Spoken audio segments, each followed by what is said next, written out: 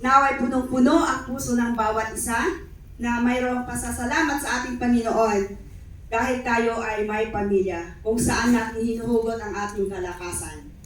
At ang puso ng bawat isa, naway pinapasalamatan ang ating Diyos sa lahat ng pinapagkaloob niya sa atin sa araw-araw. Dahil ang lahat meron tayo ay galing sa ating Panginoon. Samahan niyo po ako sa panalangin. Panginoon, sa oras po na ito, tunay nga po napakabuti po sa buhay po ng bawat isa. Salamat po sa presensya ng bawat isa na pinagkaloob niyo, Panginoon, ng health. Lord, hinihiling ko po ang inyong guidance sa umagang ito. Gamitin niyo po ang inyong lingkod na may bahagi po ng tama at maayos ang mensahe mo sa araw na ito at ganun din na bless your message for today, O God, na maging kalakasan po namin spiritual. Ito po ang aming dalangin sa matamis na pangalan ni Jesus. Amen. Isa pong mapagpalang muli po sa ating lahat. So ang ating pong tema sa magang ito ay Thanksgiving. Pasasalamat po sa ating Panginoon. Ang ating pong teksto ay matatagpuan sa 1 Thessalonians chapter 5 verse 16 to 18.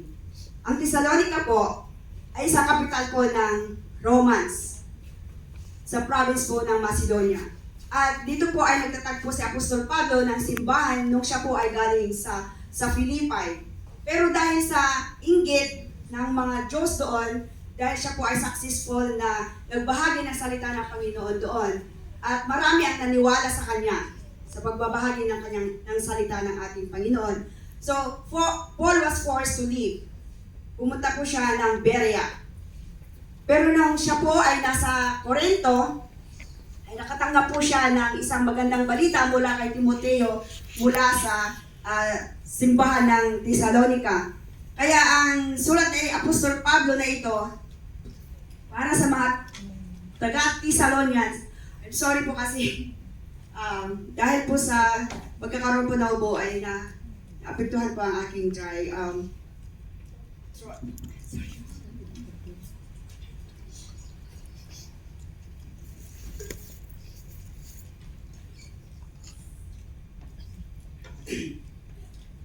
At si Apostol Pablo ay sumulat sa mga Thessalonica para i-encourage sila na magpatuloy para sa kanilang pananampalataya at gumawa ng mabuti para sa ating Panginoon. At sinulat niya ito noong siya ay nasa second missionary journey niya.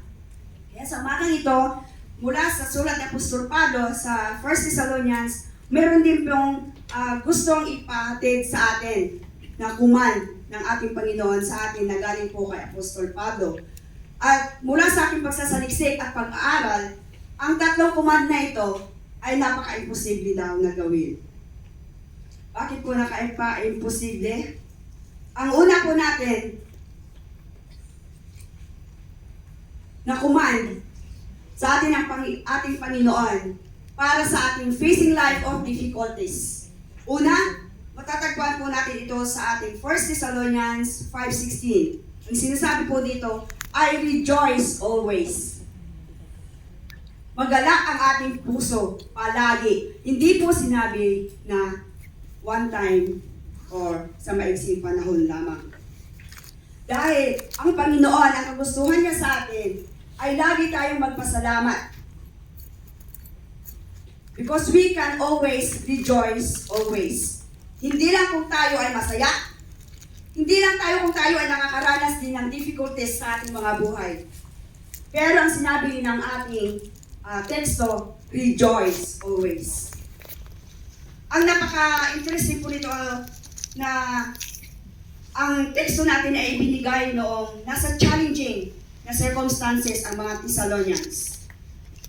Kaya ang Biblia natin, ang ating scripture ay nire-remind sa atin na tayo ay magalak palagi dahil sa ginawa ng ating Panginoon sa ating mga buhay.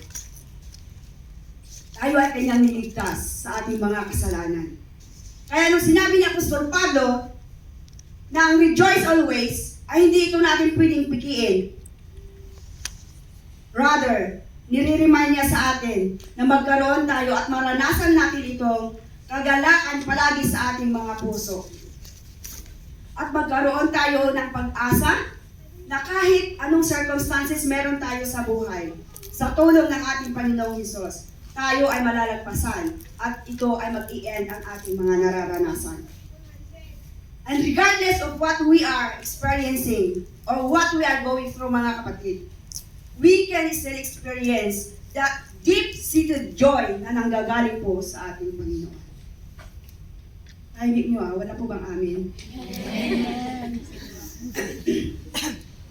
Kahit po tayo ay merong mga pagkukulang sa ating Panginoon, sa ating weaknesses, sa ating mga wrongdoings na nagagawa sa Kanyang presensya.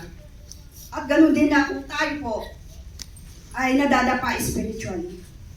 Pag tayo po ay tumatalikod sa ating Panginoon.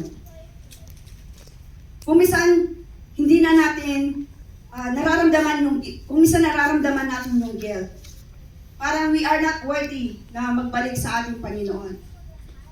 Pero mga kapatid, lagi po nawa natin tatandaan that the Lord will never leave us. He is a forgiving God, na whatever na nangyari o ginawa natin sa Kanya, ay hindi niya tayo pababayaan. Let us be reminded what is God done for us in the cross. Reminded that great love na meron po siya sa atin, na kahit po tayo ay nadapa spiritually. Meron ako isang illustration na isang sponsored girl na third year college na ang kanyang pangarap lamang naman ay maihahon ang kanyang pamilya. Wala siyang social life, hindi siya mahilig sa mga gatherings, hindi siya mahilig pumupunta sa mga kahit na parang she is very